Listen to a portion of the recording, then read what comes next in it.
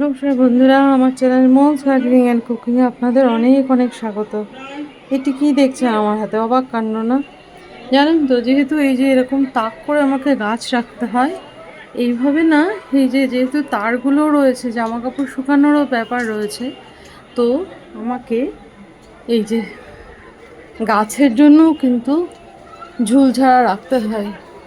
এই যে যে এই কোনায় কোনায় যে ঝুলগুলো থাকবে, সেগুলো স্পাইডার মাইটস কিন্তু গাছে ধরে গেলে যে কোনো গাছ শেষ।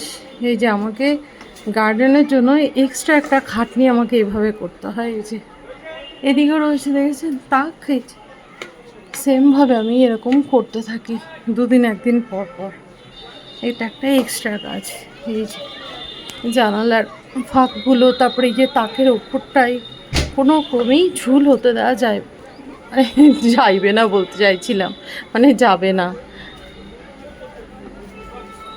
ক্যামেরা ধরা না এক হাতে এখন খুব প্রবলেম হয়ে যায়।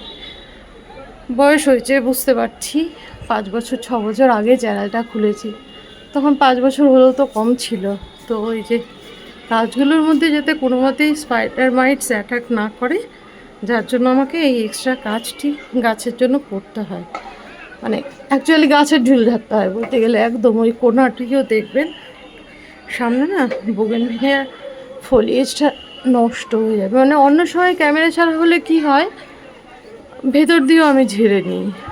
যে গাছটা একটু এগুলো, এই গাছগুলোকে পেছন দিয়ে একটু বেঁধে দিতে হবে, নইলে সূর্যের দিকে যে মুখ করে থাকে, অ্যাকচুয়ালি আলোর দিকে ঝুঁকে গিয়েছে। তো এই ঝুল ঝাড়াগুলো অন্য সময় আমি একাই করি, এখন আপনাদের সঙ্গে নিয়েই যে করতে একটু প্রবলেম হয়। ওই যে কোনাগুলো রয়েছে না, কোনাগুলোতে ঝুল হয়ে যাওয়ার প্রভূত চান্স থাকে। এই যে দেখাতে পারছি কি না জানি না, মানে আমি করছি এখন, হাতে ফোনটি আছে, ভাবলাম দেখিয়ে দিই। এই যে যাতে খুব সরু থেকে সরু জায়গাতেও আমি ঝেড়ে নিতে পারি ঝুলটা, এই তাক পর্যন্ত, সেটি চেষ্টা করি। এবং প্রায় দিনই এটা থাকে, শুধু ওই তাকে নয়, এই যে দেয়ালের এই যে কোনাতেও কিন্তু ঝুল থাকে। এই যে এই গাছটিকে এত ভালো কিন্তু এমনি এমনি রাখা যায়নি, বা এতটি বড় এমনি এমনি করা যায়নি, নষ্ট হয়ে যেত, নষ্ট করে দিত যদি এই আমার গাছের ঝুল ঝাড়াটি না থাকতো। এটি আমার একটি অস্ত্র,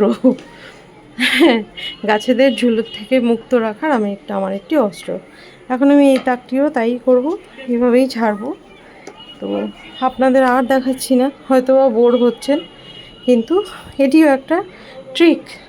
যারা বাগানে পারেন না, যাদের এরকম ব্যালকনিতে করতে হয়, এটা একটা ট্রিক।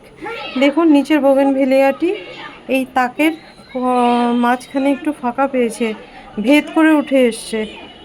গাছেরা এমনই হয়, ওদেরকে যেভাবেই রাখুন, ভালোবেসে রাখলে সেখানে সেখানেই ওরা কথা বলে। তো আমি এখন ঝুল টুল ঝাড়ি। বন্ধুরা ভালো থাকবেন সকলে।